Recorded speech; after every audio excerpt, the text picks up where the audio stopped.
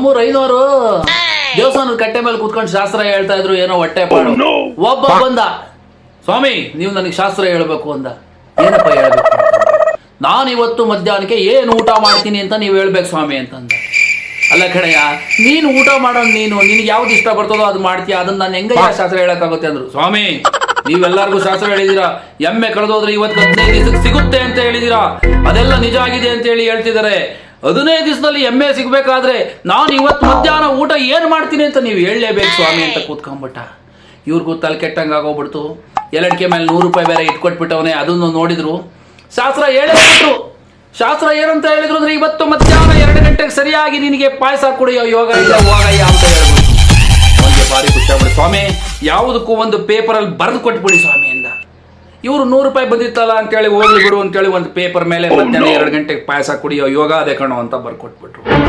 ಆ ಚೀಟಿ ಇಸ್ಕೊಂಡ ಮೇಲೆ ಹೇಳ್ದ, ರೇ ಸ್ವಾಮಿ ಪೂಜಾರಪ್ಪರೇ ಏನ್ ತಿಳ್ಕೊಂಡಿದ್ದೀರಾ? ಶಾಸ್ತ್ರ ಹೇಳಿದಿರಾ 2 ಗಂಟೆಗೆ ಪಾಯಸ ಕುಡಿತೀಯ ಅಂತ ಹೇಳಿದಿರಾ. ನಾನು ಇವತ್ತು ನೀರು ಕುಡಿಯಲ್ಲ, ಪಾಯಸನು ಕುಡಿಯಲ್ಲ, ಊಟನೂ ಮಾಡಲ್ಲ.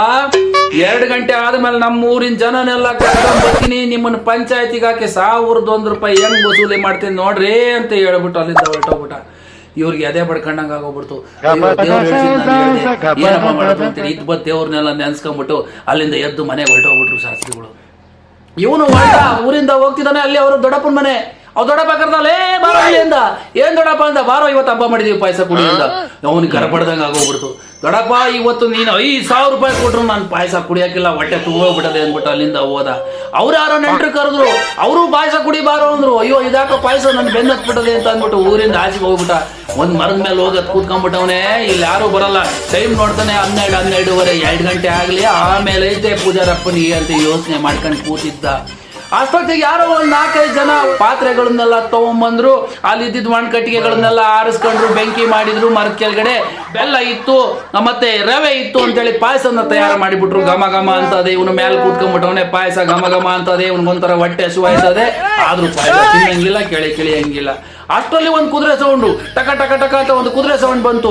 ಅಷ್ಟರಲ್ಲಿ ಆ ಪಾಯಸ ಮಾಡಿದ್ದವರೆಲ್ಲ ಇನ್ನೇನು ಪಾಯಸ ತಿನ್ಬೇಕು ಅನ್ನೋ ರೇ ಕಳ್ಳರು ಬತ್ತಿದಾರ ಕಣೋ, ನಾವು ಈಗ ಪಾಯಸ ತಿನ್ನಕ್ಕಾಗಲ್ಲ ಅಂತೇಳಿ ಎಲ್ಲ ಮಾಡಿದ ಪಾಯಸ ಅಡಿಗೆ ಎಲ್ಲ ಅಲ್ಲೇ ಬಿಟ್ಟು ತಪ್ಪಿಸ್ಕೊಂಡು ಓಡೋಗ್ಬಿಟ್ರು. ಕಳ್ಳರು ಬಂದವ್ರೆ, ಬಂದ್ ನೋಡ್ತಾರೆ ಘಮ ಘಮ ಅಂತ ಅಡಿಗೆ ಮಾಡಿ ಇಟ್ಬಿಟ್ಟವ್ರೆ. ಪಾಯಸ ನಾನು ಕುಡಿಯೋಣ ಬರ್ರಪ್ಪ ಅಂತಂದ್ರು. ಅದ್ರಲ್ಲಪ್ಪ ಬುದ್ಧಿವಂತ ಇದ್ದ, ಅವನೊಂದು ಹಣ ಪಾಯಸ ಕುಡಿಬಾರ್ದು, ನಾವೆಲ್ಲ ಕಳ್ಳರು ಬರ್ತೀವಿ ಅಂತ ಗೊತ್ತಾಗಿ ಅವನ ಪಾಯಸದೊಳಗೆ ವಿಷ ಹಾಕಿಟ್ಬಿಟ್ಟು ಕಣ್ಣ ಕುಡಿದ್ಬಿಟ್ರೆ ಎಲ್ಲ ಸತ್ತೋಗ್ಬಿಡ್ತೀವಿ, ಏನ್ ಮಾಡೋದು ಅಂತ. ಅದಕ್ಕೆ ಇನ್ನೊಬ್ಬ ಅಂತ ನೋಡಲೇ, ಇಲ್ಲಿ ಯಾವ್ದಾರ ಪ್ರಾಣಿನೋ ನಾಯಿನೋ ಏನಾರ ಇದೆಯೋ ಫಸ್ಟ್ ಅವಕ್ಕೆ ಹಾಕ್ಬಿಡೋಣ, ಅವು ಸತ್ತೋಗ್ಬಿಟ್ರೆ ನಾವು ಪಾಯಸ ಕುಡಿಯೋದು ಬೇಡ, ಅವು ಬದುಕಿದ್ರೆ ನಾವು ಪಾಯಸ ಕುಡಿದ್ಬಿಡೋಣ ಅಂತ.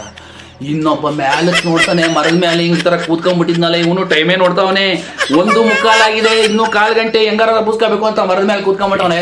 ಇಳಿಯೋ ಕೆಳಕ್ಕೆ ಅಂದ್ರು, ಬಂದು ತೋರಿಸಿದ್ರು. ಸ್ವಾಮಿ ನಂದೇನ್ ತಪ್ಪಿಲ್ಲ, ಪಾಯಸ ನಾನು ಮಾಡಿಲ್ಲ ಸ್ವಾಮಿ ಅಂತಂದ. ಇಳಿಯೋ ಕೆಳಕ್ಕೆ ಅಂತ ಅಂದ್ರು. ಇಳಿದು ಬಂದ, ಕುಡಿಯೋ ಪಾಯಸ ಅಂದ್ರು. ಇವನ್ ಟೈಮ್ ನೋಡ್ತಾನೆ, ಪಾಯಸ ಕುಡಿಯಕ್ ಮನ್ಸಿಲ್ಲ. ಕುಡಿತೀಯೋ ಒಡೆಯೋನೋ ಅಂದ್ರು. ಕುಡಿತೀಯೋ ಒಡೆಯೋನೋ ಅಂದ್ರೆ, ಸ್ವಾಮಿ ನಮ್ಮನ್ನು ಬಿಟ್ಬಿಡಿ, ಇವತ್ತು ನಾನು ಪಾಯಸ, ನೀವೇನು ಹೇಳಿದ್ರು ನಾನು ಪಾಯಸ ಕುಡಿಯಲ್ಲ, ಬೇರೆ ಏನಾರ ಹೇಳ್ಬಿಡಿ, ಪಾಯಸ ಕುಡಿಯೋದು ಮಾತ್ರ ಹೇಳ್ಬೇಡಿ ಅಂದ್ರು. 4 ಜನ ಅವನ್ನ ಕೆಳಕ್ಕೆ ಕೆಡ್ಕೊಂಡು ಎದೆ ಮೇಲೆ ಕಾಲು ಇಟ್ಕೊಂಡು ಇದ್ ಬಂದ್ ಪಾಯಸನೆಲ್ಲ ಅವಾಗ ಹಾಕ ಕುಡಿಸ್ಬಿಟ್ರು. ಕರೆಕ್ಟ್ ಆಗಿ ಟೈಮ್ ನೋಡ್ತಾನೆ, ಅದೇ ಮಾಗುವ ಪೂಜಾರಪ್ಪರು ಬಂದ್ರು.